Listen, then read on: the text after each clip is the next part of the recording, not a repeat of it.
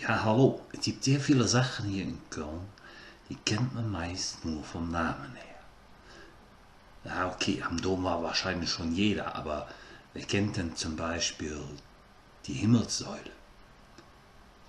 Wer kennt denn zum Beispiel das Brauhaus in der Salzias? Und darüber hinaus, wer kennt denn die Geschichte dazu? Und das ist das, was wir in unserer Serie Monumente, Kultur und Personen Ihnen näher bringen. Hallo, schön, dass Sie wieder dabei sind zu einer neuen Folge Monumente, Kultur und Personen.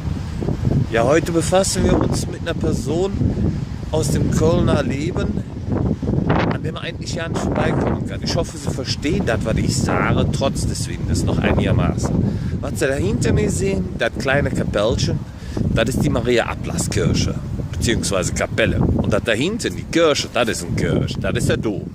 Und schräg gegenüber vom Dom befindet sich eine Straße, deren Namen uns zu der Person führt, um die es heute bei uns geht. Im Großen und Ganzen geht es hier um diesen Gebäudekomplex.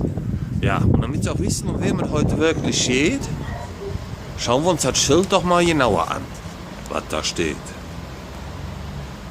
Wir befinden uns hier an der Kardinal-Frings-Straße und heute geht es um Kardinal Frings. Kardinal Frings ist der einzigste Erzbischof von Köln, dem die Stadt die Ehrenbürgerwürde verlieh. Und dieser Gebäudekomplex ist sozusagen, der gliedert sich an den Teil der Straße hier in Köln an, die nach dem ehemaligen Kardinal Frings in die Karl-Frings-Straße umbenannt wurde.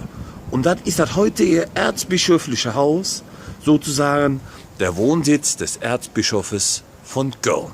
Also da, wo man heute den Wölki finden würde. Also befassen wir uns heute mit Kardinal Frings, den die Kölner auch später gerne nur Josef genannt haben. Fällt dieser Name, denken viele Kölner an den echten Kölner Kardinal, so wie beim jetzigen Erzbischof dem Wölki. Doch Kardinal Frings, also Josef Frings, geboren am 6. Februar 87 in Neuss, ja, also circa 40 Kilometer von Köln weg, und zumindest auf der richtigen Rheinseite geboren, war kein Naturkölner. Das musste er auch erstmal lernen. Jetzt mal so ein bisschen was zur Geschichte von Kardinal Josef Frings. Denn genauso wie der Wölki war auch der Kardinal Frings Erzbischof von Köln. Und zwar vom 1. Mai 42 an. Und in dieses Amt ist er überraschend gerufen worden, denn, das war noch zu Kriegszeiten und wie vielleicht der ein oder andere weiß, hatten die Nazis nicht so ganz so mit katholischer Kirche und Nächstenliebe. Aktuell befinde ich mich am Eingang zu diesem erzbischöflichen Wohnsitz, den ich vorhin genannt habe. Und für Leute, die das noch nicht glauben sollten, schauen Sie mal hier.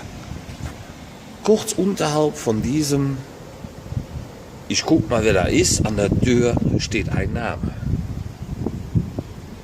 Also glauben können Sie mir das ruhig.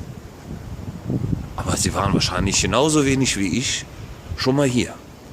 Und wenn man sich das Gebäude betrachtet, ist das nicht zum Prunkbau, wie sie da jetzt irgendwie vor ein paar Jahren im Süden versucht haben hochzustellen, für Tischmillionen, sondern das ist relativ schlicht gehalten und aus meiner Sicht auch wunderschön. Doch hier sind wir wieder zurück zu Kardinal Frings.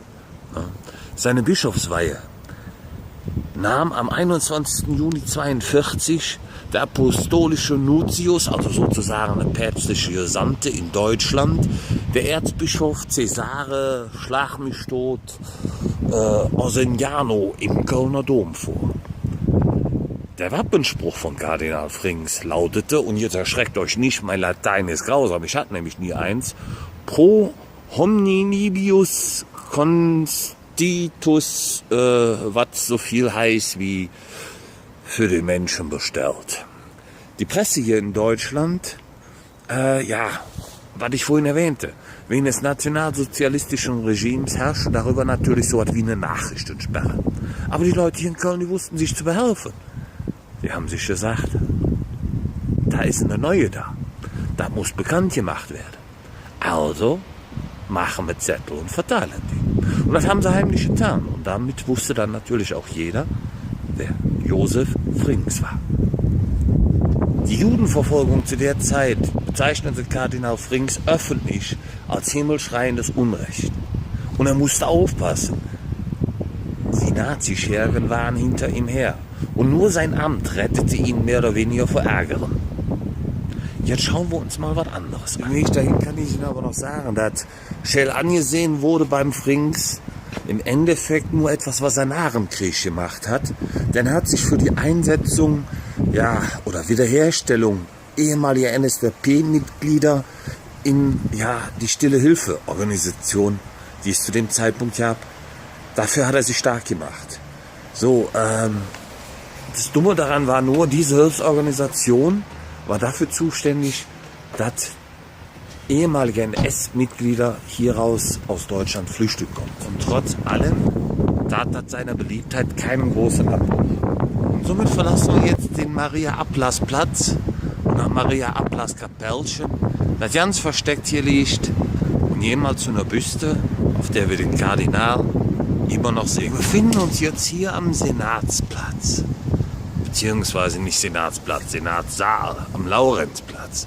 Und hier befindet sich eine Büste dieses Menschen, über den wir die ganze Zeit sprechen. Und zwar ist dies das offizielle Denkmal von Josef Kardinal Frings. Und da Josef Kardinal Frings natürlich auch ziemlich alt geworden ist, hier wird natürlich auch viel über ihn zu erzählen. Josef Frings empfing am 10. August 1910 in Köln durch den Weihbischof Josef Müller das Sakrament der Priesterweihe. Er war zunächst bis 1913 als Kaplan danach in Köln-Zollstock zuständig. Dann folgte ein Studienaufenthalt in Rom von 1915 bis 1916. Er promovierte 1916 in Freiburg zum Doktor der Theologie. Er war von 1915 bis 1922 Pfarrer der katholischen Pfarrgemeinde St. Marien in Köln-Füllingen, 1922 bis 1924 Leiter eines Waisenhauses in Neuss und von 1924 bis 1937 an St. Joseph Pfarrer in Köln-Braunsfeld. Anschließend war er von 1937 bis 1942 Regens des erzbischöflichen Priesterseminars in Bensberg. So, jetzt zeige ich euch das Ding auch mal im Ganzen, weil irgendwie, ich muss mir ja Teile vom Zettel ablesen. Da war das natürlich nicht so schön für euch anzusehen. Das hier ist das offizielle Kardinal Frings Denkmal hier bei uns in Köln. Und was das Schöne dabei ist, ne? Kardinal Frings hat es ja nicht so richtig mit der Politik gehabt. Weder mit den Nazis noch mit den nachfolgenden Politikern. Und damalig der Oberbürgermeister von Köln, 1900, schlag mich tot, irgendwann in den 50ern, wollte unbedingt, dass Kardinal Frings in seine Partei eintritt. Ja, und den Parteinamen, den sehen wir jetzt da drüben, ganz groß. Aber mit denen hat er nicht so gehabt. Dem hat er auf gut Deutsch gesagt, nach einem Jahr Anwesenheit gesagt, leck mich doch am Arsch, ich bin hier wieder raus. Mal zurück zu seinem Werdegang. Am 18. Februar 1946 wurde er von Papst Pius VII. In das Kardinalskollegium aufgenommen. In seiner Funktion als Kardinalspriester wurde ihm die Titelkirche San Giovanni a Porta Latina, also das ist eine kleine Kirche mit Basilika in Rom, zugewiesen. Und somit kehrte nach knapp 2000 Jahren Geschichte der Römer zu Köln in umgekehrter Reihenfolge ein Kölner nach Rom zurück. Von 1945 bis 1965 war er Vorsitzender der Fuldaer Bischofskonferenz, der Vorgängerinstitution der Deutschen Bischofskonferenz. Im Jahre 1948 wurde er von Pius VII. Zum Hohen Protektor für das Flüchtlingswesen ernannt. Hatte man ja vorhin so einen Ausflug mit der Hilfe da schlag mich tot, wofür er schlecht angesehen war. 1958 aber dann war er Initiator und Mitbegründer des Hilfswerks Miserior. Auch das Hilfswerk Advenitat geht 1961 auf seine Anregung zurück.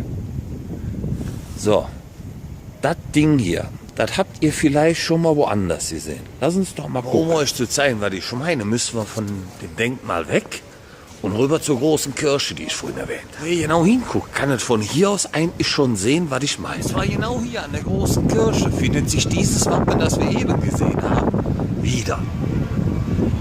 Ihr Wappen Das Wappen wurde erstellt oder beziehungsweise angefertigt von keinem anderen als Joseph Beuys, als er noch Schüler von Matare war. Und wer lesen kann, dort steht dieser lateinische Satz, den ich vorhin nicht aussprechen konnte, der übersetzt heißt, für die Menschen bestellt. Wie Sie jetzt ohne Zweifel sehen können, befinden wir uns jetzt an seiner Wirkungsstätte, dem Kölner Dom, dem Hohen Dom zu Köln. Joseph Frings war von 1942 bis 1969 Erzbischof von Köln. Dann gab er sein Amt sozusagen aus Altersgründen ab. Liegt heute hier im Dom begraben in der Krypta neben allen anderen Erzbischöfen, die hier in Köln tätig waren. Und genau hier an dieser Stelle, und zwar im Jahre 1946, schuf Kardinal Frings etwas für den deutschen Wortgebrauch, was es bis dahin noch nicht gegeben hatte und was ihn weltberühmt machte. Er schuf das Wort Fringsen. Fringsen selber wurde als Umschreibung für Mundraubbegehen in der deutschen Sprache verewigt. Der Begriff geht zurück auf den 31. Dezember 1946. Und zwar in der Silvesterpredigt, in der er mit Bezug auf die Plünderung von Kohlezügen und der schlechten Versorgungslage hier innerhalb von Deutschland ausführte: Wir leben in Zeiten, da in der Not auch der Einzelne das wird nehmen dürfen, was er zur Erhaltung seines Lebens und seiner Gesundheit notwendig hat. Wenn er es denn auf andere Weise als durch seine Arbeit oder durch Bitten nicht erlangen kann.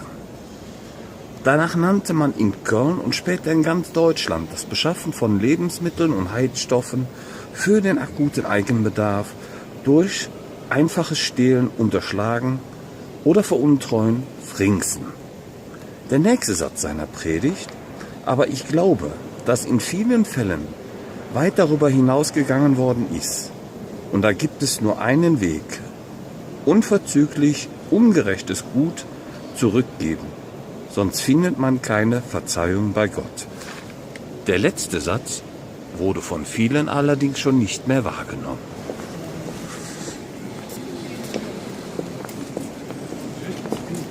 Frings war der einzige Erzbischof von Köln, aber das habe ich ja schon gesagt, dem die Ehrenbürger wurde verliehen worden ist. Und einer seiner Bischofsstäbe, der befindet sich hier auch in der Schatzkammer des Kölner Doms.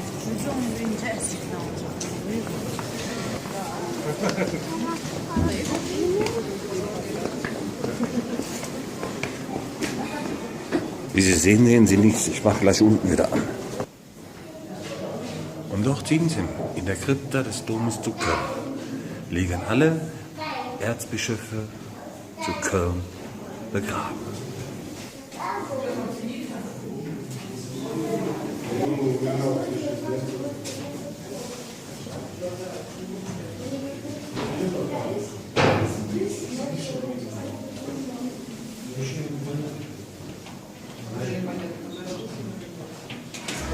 Erzbischof zu Köln, Kardinal Joseph Frings, hat zu seinen Lebzeiten viel hier in Deutschland und auch in Köln bewegt und erreicht.